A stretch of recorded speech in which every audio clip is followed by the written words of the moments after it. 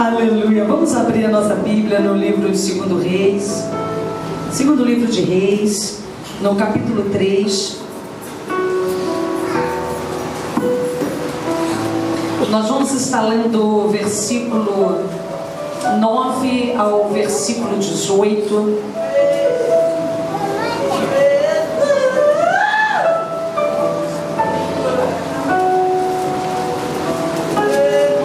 O Espírito Santo de Deus está aqui neste lugar.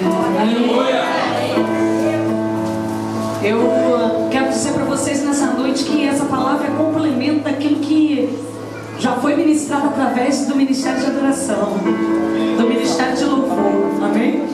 É só testificação. O Espírito Santo de Deus vai testificar aquilo que já ministrou ao teu coração nesta noite. Amém? Ele é lindo. Ele é lindo. Amém? Então, esteja atento, não deixa que nada se perca. Amém? Porque o Espírito Santo de Deus quer falar ao seu coração. Diz assim a palavra do Senhor no livro de 2 Reis, capítulo 3, a partir do versículo 9. Assim partiu o rei de Israel com o rei de Judá e o rei de Edom. Após marcharem durante 7 dias, não havia mais água para o exército, nem para os animais que os acompanhavam. Então disse o rei de Israel: Ah, Senhor, reuniu 3 reis para entregá-los nas mãos dos moabitas? Josafá, porém, perguntou: Não há aqui algum profeta do Senhor para que consultemos ao Senhor por meio dele? Então respondeu um dos servos do rei de Israel: Aqui está Eliseu, filho de Safate, que auxiliava Elias. Disse Josafá: Está com ele a palavra do Senhor. Então o rei de Israel, Josafá e o rei de Edom desceram ao encontro dele. Eliseu, porém, disse ao rei de Israel: Que tenho eu contigo? Vai aos profetas de teu pai e os profetas de tua mãe. O rei de Israel, porém, lhe disse: Não, porque o Senhor reuniu estes 3 reis para entregá-los nas mãos dos moabitas. Disse Eliseu: Tão certo como vive o Senhor dos exércitos, em cuja presença estou, se eu não respeitasse a presença de Josafá, rei de Judá, não olharia para ti, nem daria atenção. Agora, porém, trazei-mo um arpista. Enquanto o arpista tocava, veio sobre Eliseu a mão do Senhor e disse: Assim diz o Senhor: Cavai neste vale muitas covas. Olha para o teu irmão e diga: Assim diz o Senhor, nesse vale que você está, cavai muitas covas. Porque assim diz o Senhor: Não vereis vento, nem vereis chuva, contudo este vale se encherá de água, e bebereis vós, o vosso gado e os vossos animais. Ainda isso é pouco aos olhos do Senhor. Também entregará ele os moabitas nas vossas mãos.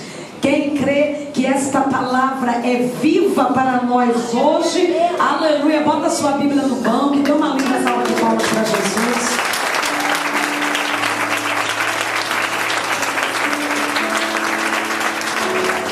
Pode sentar, querido.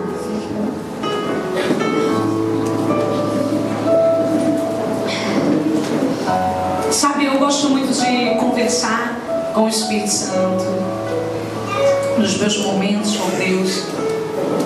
E esses dias eu estava conversando com o Senhor e eu dizia ao Senhor: Senhor, nós temos vivido dias de quebrantamento, de avivamento. Os nossos cultos têm sido sempre tão avivados, tão cheios da tua graça, da manifestação do teu poder. Vidas têm se rendido a cada culto, almas têm se entregue a ti. Nós temos ouvido testemunhos de cura e de milagre. Senhor, mas por que algumas coisas estão travadas? Por que algumas coisas não avançam da maneira como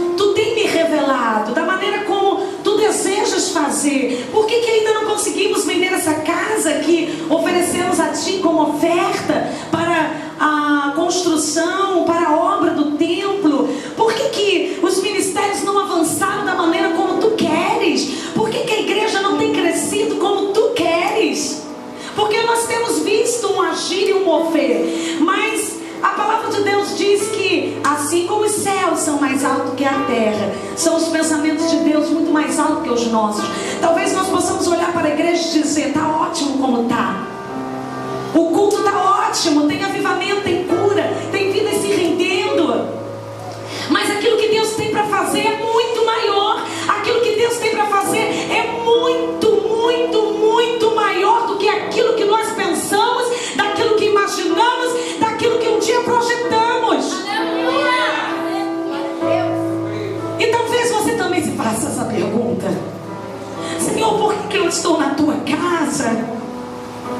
Eu tenho buscado a Ti, eu fui fazer o seminário de cura interior, eu me rendi, eu me abri. E o pastor tem me ensinado que eu tenho que estar na escola bíblica dominical, então eu tenho vindo aprender na escola bíblica dominical. Eu tenho sido dizimista na Tua casa, Senhor, eu tenho sido visitado pelo Teu Espírito em cada culto. A cada culto eu saio renovada, eu saio restaurado. Tu falas comigo, mas existem algumas coisas que parece que ainda estão bloqueadas. Parece que eu estou num campo seco, parece que a chuva não quer descer. Senhor, o que está acontecendo? Então a minha resposta, eu creio que será a tua resposta. Porque Deus, quando Ele dá um alimento para o profeta, não é para esse alimento ficar só com o profeta. O milagre tem que acontecer, o milagre da multiplicação. Então o Espírito Santo de Deus falou: minha filha, eu tenho mandado a chuva, e vocês têm sentido a chuva cair. Eu tenho mandado a chuva, e vocês têm sentido refrigério, vocês têm sentido e têm visto mover. Você quer mais? Eu falei: quero, Senhor, eu preciso de mais. Eu preciso ver aquilo que Tu tem projetado, aquilo que Tu já tem revelado, aquilo que Tu já revelou que está no Teu coração para o meu coração. E o Senhor disse: o segredo está no tamanho do poço. Eu já mandei água o suficiente para o nível de poço que vocês cavaram. Se vocês abrirem mais poços, e se esses poços forem mais profundos, eu enviarei mais água. Aleluia! Glória a Deus! Glória a Deus! Então o que está faltando não é a água. O que está faltando é nós cavarmos o poço, para que nós possamos ver mais água. Porque cada nível de batalha vai te exigir um grau de força. A cada nível de obstáculo vai te exigir um impulso. Se o obstáculo for baixinho, você tem que dar um impulso razoável. Mas se o obstáculo for mais alto, o seu impulso, a sua força tem que ser bem maior. Então é isso que o Espírito Santo de Deus quer nos trazer nesta noite. E eu queria que você olhasse para o teu irmão e falasse: meu irmão, nessa noite o Senhor quer que você entenda que você precisa cavar poços. Pastora, já tem cavado, olha para mim. Os poços têm que ser maiores. Os poços precisam ser mais profundos. Porque quanto maior a quantidade de poços, quanto maior for profundo o poço, maior é o nível de água. Maior é o nível de água. A medida de água é a medida do teu poço.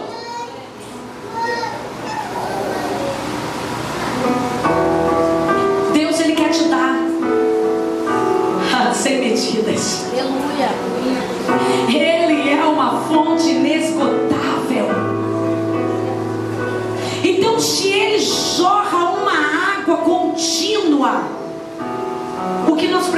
fazer é ter reservatório para esta água. Oh, naramachou e narai. E a palavra de Deus diz que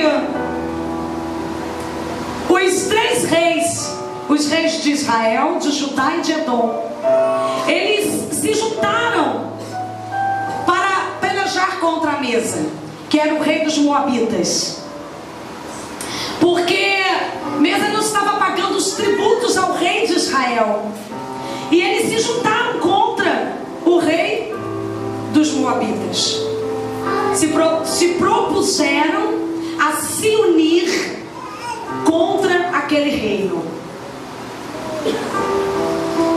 E eu quero te ensinar, irmãos, nesta noite, algumas ferramentas que vão ser muito útil para você cavar esses poços. Porque esses poços, eles são espirituais. Então não é com uma enxada, nem com uma pá que você vai cavar, uma britadeira, não é. A palavra de Deus diz que o Senhor tem nos dado armas espirituais. As nossas armas, elas são poderosas em Cristo Jesus. Elas são muito poderosas em Cristo Jesus. Então o Senhor nesta noite quer trazer ferramentas, armas espirituais, para que você possa cavar poços mais fundos. E uma dessas ferramentas é a unidade. Olha para o teu irmão e diga: unidade. Eles se uniram força para ir pelejar contra o rei dos Moabitas. Irmãos, quem aqui trabalha com obra? Aleluia, nosso levita Luciano. Tem mais irmãos aqui. Aleluia, tem vários varões aí, guerreiros. É um serviço cansativo, não é? Nós estamos cavando aqui as sapatas para fazer o novo templo. Irmãos, são covas profundas. E para um homem conseguir fazer aquilo sozinho é cansativo. Então, se nós unirmos forças para cavar um buraco com mais 1, mais 2, mais 3, o trabalho não fica tão cansativo. Porque um anima o outro, um fortalece o outro, um leva a carga sobre o outro, um ajuda o outro, um ampara o outro. Então a unidade é a chave que nós precisamos, é a ferramenta que nós precisamos para cavar poços profundos, para cavar mais poços. A palavra de Deus diz em Filipenses 2, de 1 a 2: se por estarmos em Cristo, nós temos alguma motivação, alguma exortação de amor, alguma comunhão no Espírito, alguma profunda afeição e compaixão, completem minha alegria, tendo o mesmo modo de pensar, o mesmo amor, um só Espírito, uma só atitude. Isso é unidade.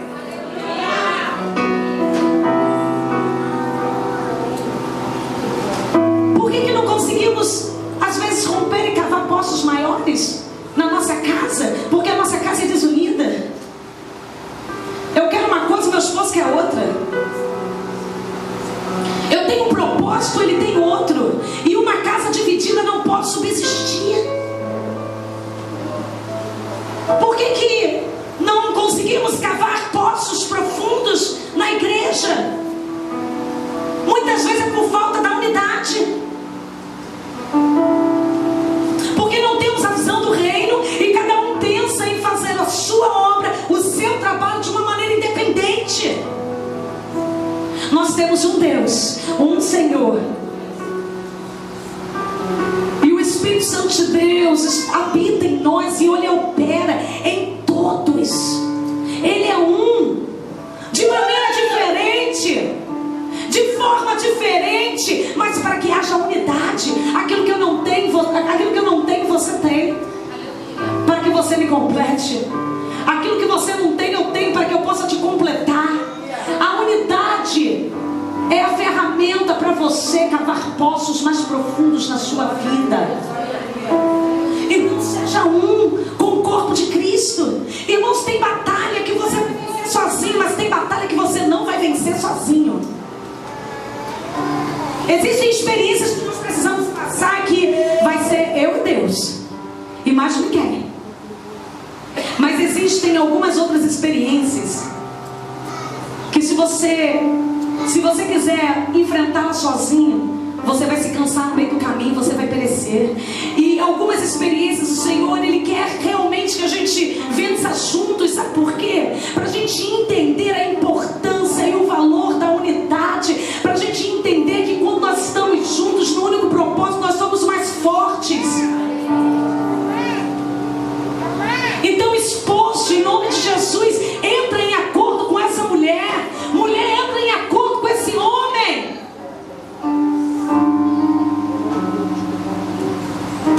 Porque se não tiver acordo, essa casa vai cair. E vocês vão continuar no deserto.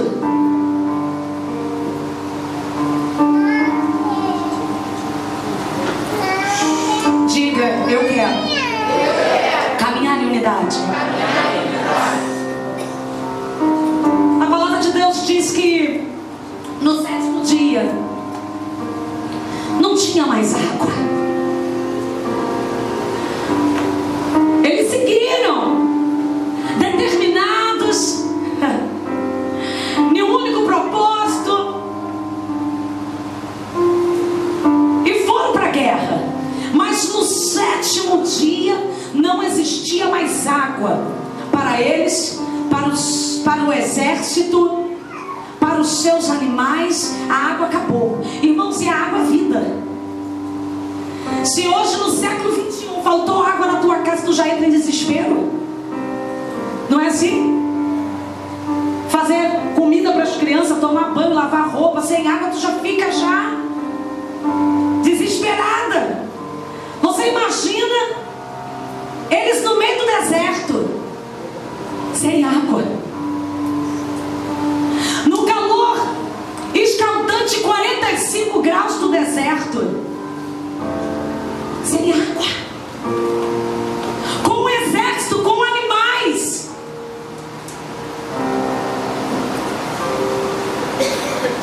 Eles então, nesse momento, eles começaram a perceber que somente a unidade não bastava. Somente a unidade não bastava. A unidade é muito boa, mas o propósito também tem que ser genuíno. Se você tiver unidade e o propósito não for genuíno, você não vai avançar. Contanto que o próprio Deus viu a unidade do povo tentando construir a torre de papel. E ele falou assim: opa, deixa eu quebrar essa unidade, deixa eu parar com essa unidade, porque esse povo está unido. Se eles persistirem nisso, eles vão conseguir chegar até o fim. Então eu vou parar. E aí o Senhor colocou a divisão das línguas, a distribuição das línguas, e ninguém se entendia mais. Um falava inglês, outro português, outro francês, outro espanhol, e ninguém se entendia mais. Acabou a unidade. Então não basta só a unidade. Nós temos que ter unidade com propósito. Diga, nós temos que ter unidade com propósito. Aquilo que você está unido, este projeto pelo qual você se uniu com alguém, ele está pautado na palavra.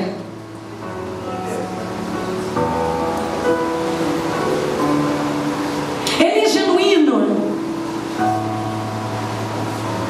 Se for, Deus vai trazer vida. Deus vai te abençoar.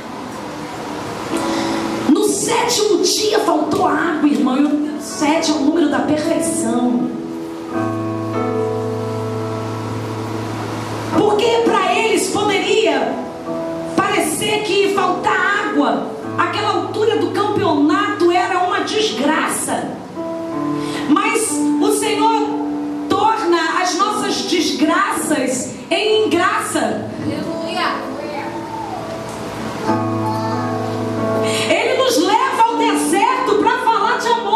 coração. Ele nos leva ao deserto para mostrar a sua grandeza. Deus não podia ter multiplicado a água deles? E eles nem teriam falta da água, mas Deus permitiu que a água se acabasse no 7º dia, porque Deus estava naquele negócio, era a perfeição de Deus. E eles precisavam entender, aleluia, que aquilo que eles estavam necessitando era primordial para que eles conseguissem vitória sobre os seus inimigos. O que eles precisavam? De água. Diga: água. Água é vida. Jesus Cristo, ele resolveu passar por Samaria, e ali encontrou uma mulher à beira de um tanque, à beira de um poço. E ele disse: mulher, me dá desta água. E aquela mulher disse: ué, como tu podes falar comigo? Eu sou uma samaritana. Tu não sabes que tu nem deverias estar falando comigo. E ele disse: mulher, se tu soubesse quem te pede água, eu tenho uma água para te oferecer, eu tenho uma água para te dar, que se tu beber dela, se tu beber dessa água, tu nunca mais terás sede. Tu nunca mais terás sede. E a mulher começou a gostar daquela conversa. E ela disse: olha, eu tenho esperado Jesus, o Messias, o Cristo. E ele disse: mulher, tu falas com ele. Sou eu. Eu sou a água da vida. Então Jesus Cristo é a água da vida. E se ele te der esta água para você beber, querido, tu pode passar por qualquer deserto, você pode passar por qualquer vale, mas você não morrerá de sede. Oh, naramachou e narai. Vai lá, chama lá o teu marido, vem até aqui, volta aqui com o teu marido. Senhor, eu não tenho marido. Tu disseste bem, porque tu tiveste 5, e o que tu tá agora não é teu. Oh, naramachou e narai. Mas no poço, ela estava no poço. Ela estava onde, aquela mulher? O que ela estava buscando? O que ela encontrou? 5 homens haviam passado na vida daquela mulher, e a vida dela ainda estava seca e vazia. O 6º homem estava na vida dela, e ela ainda estava seca e vazia. Mas ela encontrou naquele dia o 7º homem, e é esse 7º homem, o homem perfeito, entrou na vida daquela mulher e mudou a história daquela mulher. Aleluia! O que você precisa nessa noite é encontrar esse 7º homem. Quantas experiências mais você quer ter? Quantas frustrações mais nós vamos viver? Não, pastor, eu vivo essa vida porque eu ainda não fui feliz no amor. Claro, você está colocando a sua expectativa na sua emoção, no seu coração, nos seus relacionamentos. Não, pastor, é porque a minha vida financeira ainda não está muito bom, por isso que eu não me realizei. Claro, você está colocando a sua expectativa na sua vida financeira. Mas a hora que você encontrar este homem, o homem perfeito, Jesus Cristo de Nazaré, a hora que você se aproximar deste poço e beber desta água, querido, você vai entender, aleluia, que você não precisa de mais nada. Levante a tua mão ao céu e diga: Senhor, a tua graça me basta.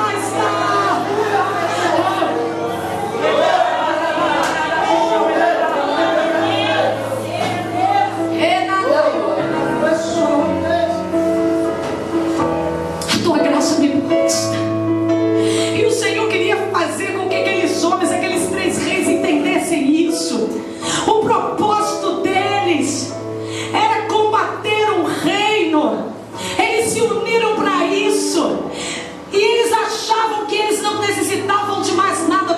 Senhor abriu a visão deles para mostrar para eles que o êxito deles, o sucesso deles, a conquista deles não seria em exterminar aquele reino.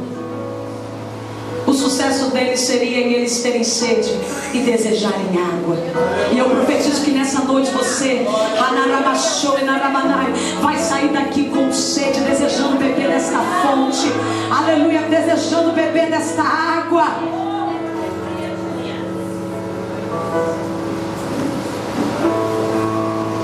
Então o Senhor permite que a água acabe, para que nós possamos perceber o quanto nós precisamos da água. Você já viu que às vezes a gente ouve testemunho, né? O marido nunca deu valor para a esposa. A mulher foi uma mulher dedicada, uma boa dona de casa, uma esposa fiel, mas ele nunca deu valor. Mas o dia que ele perde aquela mulher, ele dá valor. A esposa nunca deu valor para o marido. O marido era um homem íntegro, honesto, trabalhador, um bom pai de família. Mas no dia que ela perde, ela dá valor. Quer ver mais comum ainda? Filhos enterrando pais. O pai e a mãe estiveram ali e foram uma bênção na nossa vida, com as suas falhas, com os seus erros, mas nos abençoaram. Mas nós nunca demos valor. Mas o dia que nós perdemos, a gente se desespera. Geralmente a gente sente falta daquilo que a gente perde. E por que Deus permite que nós percamos algumas coisas? Para que a gente possa dar valor. Então olha para o teu irmão aí, dá uma sacudidela dele e diga: as percas da tua vida, ela tem um propósito. Porque o Senhor quer mostrar para você o que realmente importa. Era isso que Deus estava fazendo com aquele homem, com aqueles reis. Ei, o que realmente importa é a água. Porque se eu não der água para vocês, vocês vão morrer. Vocês têm riqueza, vocês têm rei, vocês têm tudo. Mas se eu não trouxer água aqui, vocês vão tudo morrer. Então, essa é mais uma ferramenta que eu preciso ter. A dependência de Deus. Diga: eu preciso ser dependente de Deus. Salmo 109:33 diz: ensina-me, ó Senhor, o caminho dos teus decretos, então guardarei até o fim. Você precisa pedir que o Senhor te ensine o caminho dele e estar na dependência dele. Às vezes nós queremos aprender e nos tornamos conhecedores da palavra, mas depois que nós aprendemos, nós queremos continuar vivendo do nosso jeito, fazendo da nossa maneira. Olha para o teu irmão e diga: não é da tua maneira. Fala: não é do teu jeito. Fala: é do jeito de Deus. Então, olha para mim. Às vezes Deus vai nos tirar algumas coisas. Sabe para quê? Para nos ensinar a ser dependentes dele. Você pode levantar a sua mão e dar glória a Deus? Porque essa é a lição mais linda da vida. Depois que você aprender sobre dependência, depois que você aprender que não é o teu braço forte, não é o teu intelecto, não é o teu conhecimento, não é o teu carisma, depois que você entender isso, ele te devolve tudo. Mas primeiro você vai ter que aprender a ser dependente dele.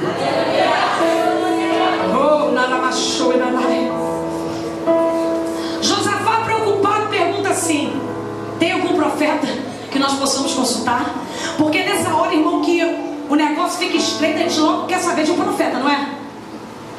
A gente passa a vida toda sem querer saber de Deus, mas o calo apertou. Qual é a igreja que tem aí perto?